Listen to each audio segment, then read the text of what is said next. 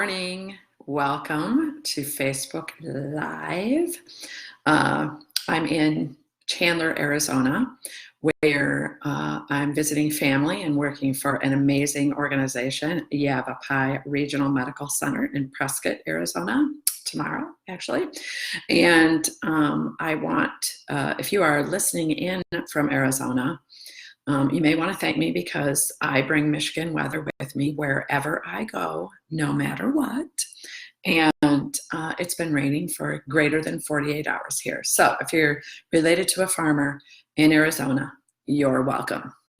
So today's topic is specifically about rounding with physicians and doing your leader rounding just a little bit differently with them, our important partners in the care that we provide and the leadership that we provide. And I know this week we sent a blast out to the fans of the framework about strengthening your relationship with physicians and mentioned rounding questions, but today I really want to focus on those rounding questions. And I thank Corley for bringing that to our attention, that what we put out, you needed more. So let's give you more. And our Whitney, our amazing Whitney Cordes, who's located in Marshfield, Wisconsin this morning, is going to post those rounding questions, an extended version of the rounding questions right in my Facebook Live this morning for you. So something else, a little housekeeping item. Many of you have asked us if we could republish our Facebook Lives videos as podcasts, and so that you can listen to audio only. And I want to let you know that that's in the works. Famous, amazing, techie millennial Whitney is on it. That way you can listen to them if you're on a walk, if you're in your car driving, or whatever it is that you're doing. You don't have to worry about, watching us. You can listen to us because it's essentially the same experience. So that's coming, so stay tuned, okay?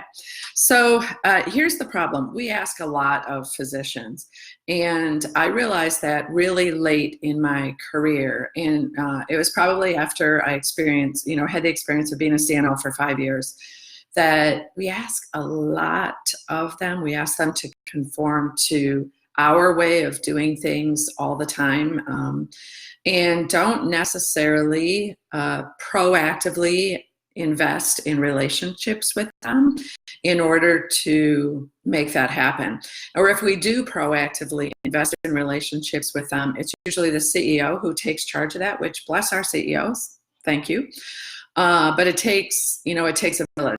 It really does. And so the point of this live today is, what questions could you ask to get the biggest bang for your buck with your relationships with physicians, and why do we have to do this? Again, rounding is the most proactive leadership solution that you have, the most proactive relationship solution that you have. We have partners all over the country who employee-driven teams are doing a great job building relationships through, adopting rounding as an employee. So it's fabulous. Why wouldn't we do it with our physicians? So we tend to avoid them, right? Because sometimes physicians can be negative, just like leaders can be negative, just like senior leaders can be negative, and just like employees can be negative, that sometimes physicians are negative. So we listen to negativity screaming and positivity only whispering. And the unfortunate part is physicians tend to, their negativity is louder and longer because they are in a position in healthcare of perceived power.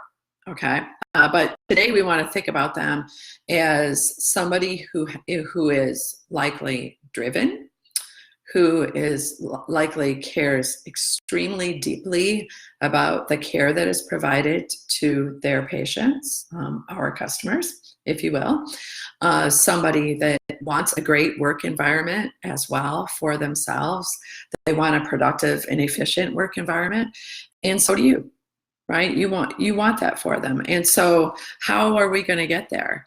So we can't make healthcare great without physicians, and we can't operate in our departments alone in a vacuum without relying on our physicians. So how will we get there? We will round. Okay, we will round. And so I'm going to only talk to you this morning about 4 specific questions on physician rounding. And when you pick a doc, pick a time, right? But they're extremely busy. And as I mentioned before, there's no way that you're going to get them to agree to you to, come to your office and sit down for 20 minutes at 10 o'clock in the morning, right? Surgeons are doing surgery, family docs and internists are in their office. Maybe an internal medicine guy's, a physician has got some time about that time. But essentially, they have every waking moment planned in their life. Trust me, right? I know lots of physicians, been working with them for 38 years, and there is no free time. However, just like your employees, if they see that this is working for them, if they see proactively that you're going to follow up, and follow up is the secret sauce to rounding, follow up is the secret sauce to leadership, okay? Even if the answer is no. Whenever Sue and I interview physician groups from all over the country in our partner organizations, what we hear all the time is, hey, you know what? I told the leader of that department what the issue was 2 years ago, and she never got back to me and she never fixed it. You're not looking for work to do. I get that, right? And maybe part of the reason why you have put off rounding with your physicians is because you absolutely know that they're going to give you work to do. And people, we've had this conversation, right? And if you weren't present for the conversation, here's the deal. Other people have to manage you. You are not the smartest person in the room. You are brilliant. You are inspirational. You are, of course, a smart person, but not the smartest person in the room. And if you go at this with this attitude, is I can build a relationship with this person, I can learn something about myself, about my work, about my department from them to make it better, then that's what you got to do. The very best trauma protocol that I ever developed for my ED and ICU, and really for the whole organization, a trauma protocols for multiple departments, I got from a surgeon that I rounded on. Thank you, Paula Reckner. The very best triage protocol that I ever saw, that was simple and straightforward. And when I put it in place, my nurses were like, duh, where's this been our whole life? I got from rounding on a physician. Thank you, Mark Edwards. So pick a doc, pick a time, ask them when it would be convenient for them. And don't say, I want to round on you, because some of them might be adverse to that, okay? Say, I'm really working hard to make this a great place for your patients to get care and for you to work as well. And so if you have 15 minutes to spare for me, I'll bring the chocolate. And I would love to ask you 4 questions, just 4 questions, okay? And they're going to be like, I can answer 4 questions. That's no big deal. I can do that standing up in front of an x-ray. So it might cost you lunch. It might cost you chocolate. It, at the very most, will cost you, a glass of water and your time and your follow-up. Okay, so there is follow-up to this, and likely your CEO and senior leaders are going to want to know what a physician said when you rounded on them. So here's the 4 questions, and I'm sorry, Cindy Chicker, that it isn't 3, okay, but it's 4. And remember, we start every conversation and we start every meeting, and this is a mini meeting, okay, with positivity. So the first thing that you're going to ask is, explain to them that you're trying to make this great work environment for them as well as your employees, trying to make this a great place for patients to receive care, and you're equally as invested in this as they are. Doctor, what can I do? What is the very best part about working in my department, about working in our organization? What do you love about what we do? What do we do better than any place else you've ever worked or did your residency? Okay?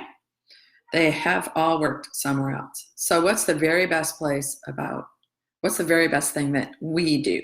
Okay? And can you tell me one great thing about my department? Right? So always open with positivity, so they know as well as you know this is not going to be events session about everything that you do wrong. Okay.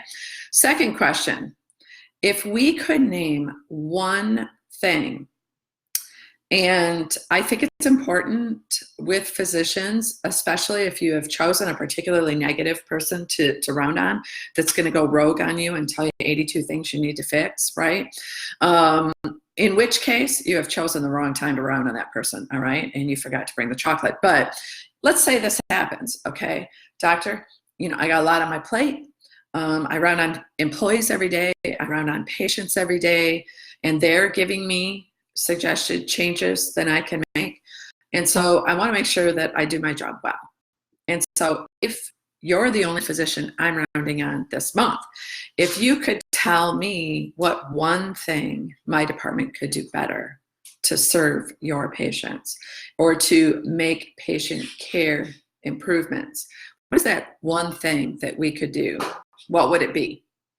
And so, again, they may have come armed with 5 or 6 things. And so they're going to just like, bleh.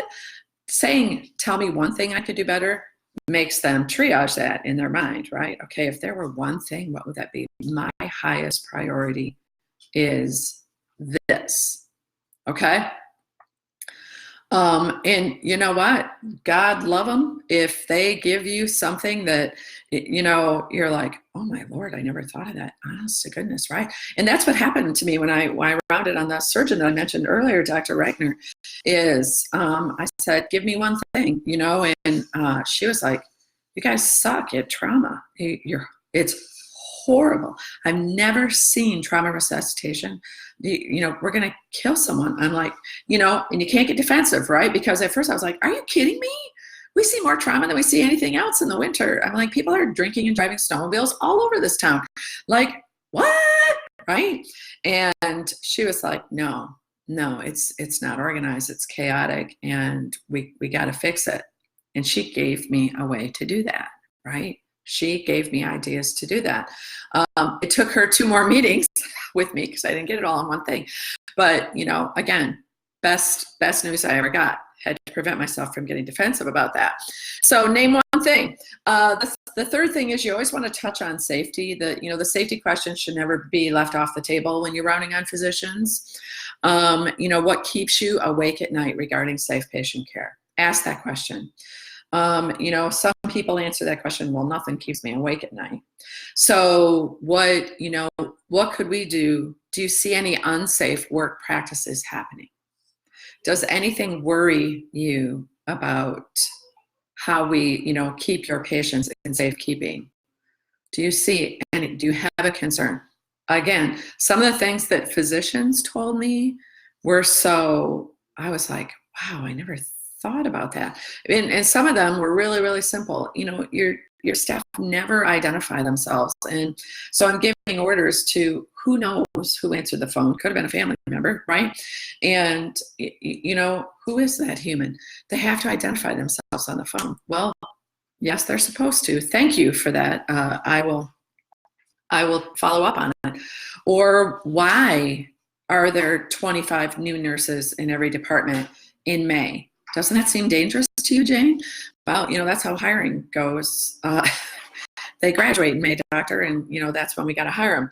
So, and then that gives me an opportunity to coach him or her on the benefits of new nurses and what we could put in place to make sure that they're providing safe care. So that's question number 3, safety. Question number 4 is, again, you end this sandwich conversation with positivity. Who can I recognize for you? Who goes above and beyond for your patients? Who has done an extremely great job recently that, they saved you sleep or whatever. So who could we recognize for you? All right. I would like to thank them for you. Some physicians, especially others of culture, get really uncomfortable with that. They're like, yeah, no, everyone's fine. Fine, it's a 4-letter word, doctor. I want to recognize people. And so you might have to really pull them out of that. So 4 questions, call to action. Whitney's going to post an extended version of those questions for you right here live. The best resource that we have on physician rounding is our book, The Employee Experience, a capstone guide to peak performance. And you can buy that on Amazon, or if you would like to buy it in bulk, we have several organizations across the country who have teams of leaders reading just a chapter at a time in that amazing book and elevating their employee experience, which elevates your physician experience as well. So if you want to buy it in book at a reduced rate, the book has its own website, theemployeeexperience.net. We also have a new product. It's an online new leader boot camp.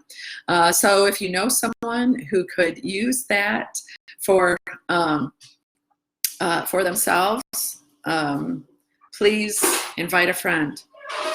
This is Chelsea Jane Hoffrichter, who just woke up in Chandler, Arizona. So have a great day, guys. Char's got to get ready for school.